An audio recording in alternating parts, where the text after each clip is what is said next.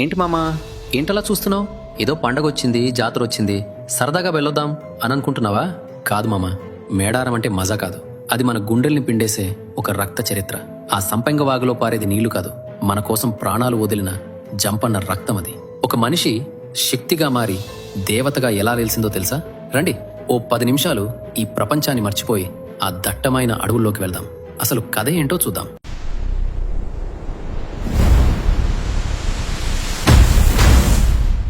అది కాకతీయులు కాలం మామ. అడవి బిడ్డలు, ఆ కోయదొరలు కొండల్లో కోణల్లో బతుకుతున్న రోజులవి. అక్కడ రాజెవరు? మన పగిడిద్ద రాజుగారు. ఆయన ధర్మపత్ని సాక్షాత్తు ఆ ఆదిపరాశక్తి స్వరూపం మన సమ్మక్క తల్లి. బిడ్డమామ ఆవిడ. అడవి తల్లి ఒడిలో పెరిగిన ఆణిముత్యం. వీరికి పుట్టిన బిడ్డలే సారలమ్మ, నాగులమ్మ, జంపన్న. అంతా బావుంది అనుకున్న టైంలో విధికి కన్ను కుట్టింది మామ. ఆకాశం వైపు చూస్తే మబ్బు లేదు, భూమి వైపు చూస్తే తడి లేదు. భయంకరమైన కరువు వచ్చింది. త్రాగడానికి నీళ్లు లేవు, కడుపు నిండా తినడానికి తిండి గింజలు లేవు. పశువులు పక్షులు పిట్టల్లా రాలిపోతున్నాయి. బతుకు భారమైపోయింది. సరిగ్గా అప్పుడే మామ ఆ కాకతీయ చక్రవర్తి ప్రతాపరుతుడు కబురు పంపాడు. కప్పం కట్టండి, పన్ను కట్టండి అని. ఏంటి మామ ఇది? న్యాయమేనా? కడుపు కాలి ఏడుస్తుంటే కన్నీళ్లు తొడవాల్సింది పోయి కత్తిపెట్టి పొడిచినట్టు పన్ను కట్టమంటావా? మా రాజుగారు, పగిడిద్ద రాజుగారు చెప్పి పంపారు. అయ్యా, మా దగ్గర ఏమీ లేదు, మా ప్రాణాలు తప్ప, మమ్మల్ని వదిలేయండి అని. కాని ఆ కాకతీయ రాజుల అహంకారం వినలేదు. పన్ను కట్టకపోతే యుద్ధానికి సిద్ధం కండి అన్నారు. అది విని మన కోయదొరల రక్తం పొంగింది. మా కోసం, మా జాతి కోసం చావటానికైనా సిద్ధం అని గొడ్డళ్ళు బల్లేలు పట్టుకున్నారు. యుద్ధం మొదలైంది మామ. అది సామాన్యమైన యుద్ధం కాదు. ఒక పక్క లక్షలాది మంది సుశిక్షితులైన కాకతీయ సైన్యం, మరో పక్క గుండె ధైర్యం తప్ప చేతిలో సరైన ఆయుధం లేని మన గిరిజన బిడ్డలు. ఆ యుద్ధం చూస్తే ఆకాశం కూడా భయపడిపోయి ఉంటుంది. మన పగిడిద్ద రాజుగారు సింహంలా పోరాడి వీరమరణం పొందారు. భర్త పోతే ఆ తల్లి కుంగిపోతుందేమో అనుకున్నారా? లేదు మామ, అక్కడే ఉంది అసలైన ట్విస్ట్. తండ్రి శవం చూసి కొడుకు జంపన్న రంగంలోకి దిగాడు. జంపన్న యుద్ధం చేస్తుంటే కాకతీయ సైన్యం గజగజ వణికిపోయింది. కానీ వెన్నుపోటు పొడిచారు, దొంగ దెబ్బతీశారు. రక్తం ఓడుతూ జంపన్న ఆ సంపెంగ వాగులోకి దూకాడు.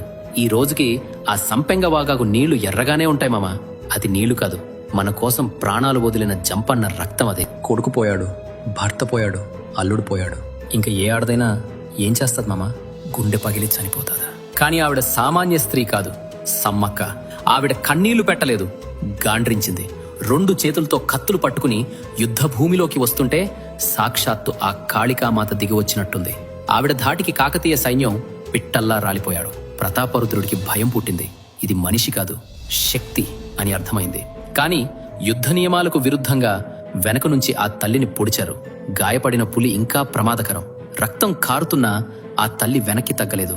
కాని తన జాతి నాశనమైపోతుంది, తన వాళ్ళు చనిపోతున్నారు అని తెలిసి ఇంక చాలు, నా జనం బాగుంటే చాలు అని ఆ గాయాలతోనే, ఆ నెత్తుటితోనే ఈశాన్యం వైపు ఉన్న చిలకలగుట్ట వైపు నడిచింది. అందరూ అమ్మా అమ్మా అని పరిగెత్తుకుంటూ వెళ్లారు.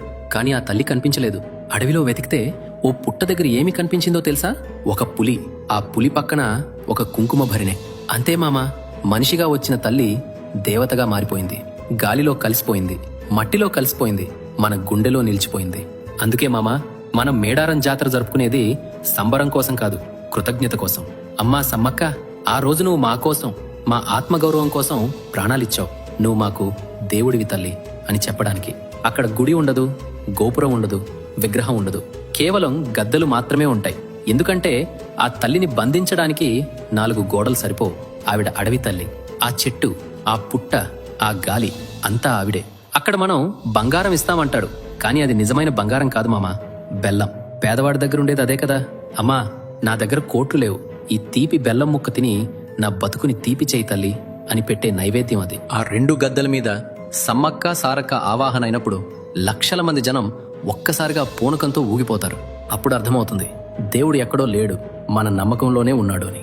ఈసారి జాతరకు వెళ్ళినప్పుడు కేవలం మొక్కులు మొక్కడానికి వెళ్ళకు మామ. సంపెంగ వాగులో స్నానం చేస్తున్నప్పుడు ఒక్క క్షణం కళ్ళు మూసుకుని జంపన్నని తలుచుకో. చిలకలగుట్ట వైపు చూసి దండం పెట్టుకో. ఆ తల్లులు కోరుకునేది ఒకటే, న్యాయంగా బతకటం, తోటివాడికి సాయం చేయటం, ధైర్యంగా నిలబడటం.